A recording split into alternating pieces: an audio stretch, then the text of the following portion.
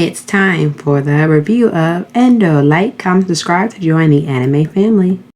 In a world of adventure and magic lies in Gnarl Island, every generation a demon lord rises to plague the land, and every generation a hero is born to subdue him. For countless centuries, the cycle has repeated with no end in sight. The latest hero, Julia Yusha Shedado, has almost completed her violent campaign alongside her party members, responsible priest Saren or Siri, Eleanor enigmatic Meze or May, Endes, and the hyper-angelic warrior Fei Fei.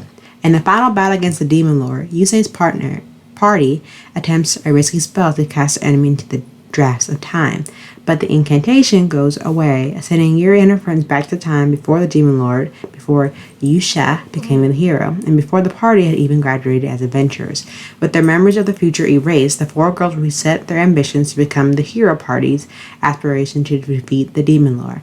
However, in a sudden twist of fate, the Demon Lord was also sent back to time with her memories intact.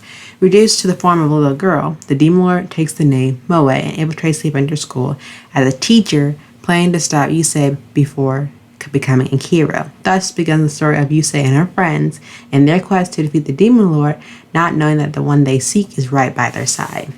This anime has about 12 episodes. It premiered January 13, 2019 to March 31st, 2019. Based off an original series, it is fantasy slice of life. Each episode is 20 minutes per episode and is rated PG-13. Now let's get started into the review.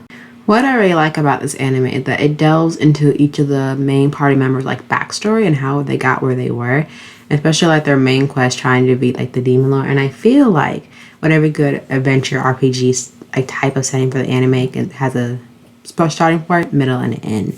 In this case, the whole twist at the start, middle, and kind of goes backwards. And I feel like with every anime, you have two different groups and their party members and supporting cast that follows with, along with the antagonists and the other villains that come to life. Especially when it has a little bit of the majority of the slice of life element that comes in with no drama and no depth. Just the casual time for the main characters to do their daily routine and their daily adventures and to rank up and to defeat the main goal that they have all together. I feel like overall for this being a original series, the story starts off very simple, consisting of four girls, and let's start off their journey in the school of four adventurers, then proclaim in their plan to be the Demon Lord. But with twist of luck, or unluckiness if you may have called it, to defeat the Demon Lord goes away, spell backfires, and the original party said to defeat the Demon Lord gets sent back in time with no memory of that recollection, except for the Demon Lord itself, who has been shrunk down to a different role and had been shrunk down to a chibi form teacher disguise at their school that they attend, and trying to stop Yusa from maintaining and obtaining her hero status before the entire situation happens again. And I feel like from the get-go with the character designs, they're very simple. Some of them kind of give the familiarity from previous animes that I've seen in the past.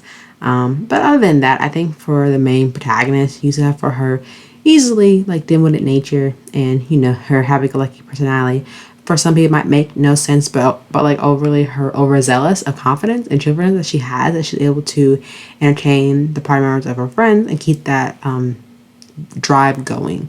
Moreover, her duties as a hero are nothing more than just her normal quest than saving regular people, and she just maintains herself as a leader of the group. And then you go to the other members without going into too much more details into the characters. I'll just say a little bit on each of them without getting so much away, and you just have to watch the anime for yourself. But Shireen, she's very simple-go-lucky, and character kind of is like the mom of the group. And then you have Faye. She's a very interesting character. Her backstory is very interesting. How she kind of tells how she was brought up into her warrior style or her warrior class. And then you have Shireen, the elf, and then you have May, the girl who says with the main card, magic card cast in their system, and how these cards kind of hold their rank and the powers they hold of any kind, whether that be for utility, necessity, and food. She has her exceptions, and it's clearly evident in the anime how she's always tries her best to get out of a certain situation or activity that the group is doing just to collect these specific cards. And then they're also very cute, loving chibi dragon. And I think this dragon, as they say in the phrase, big things come in small packaging, it's very evident in the series, especially for their little mascot, which I think is very adorable. And then last but not least, you have the interesting Demon Lord Mao, and then another character who's going to introduce later in the show. Her name is Princess Rona.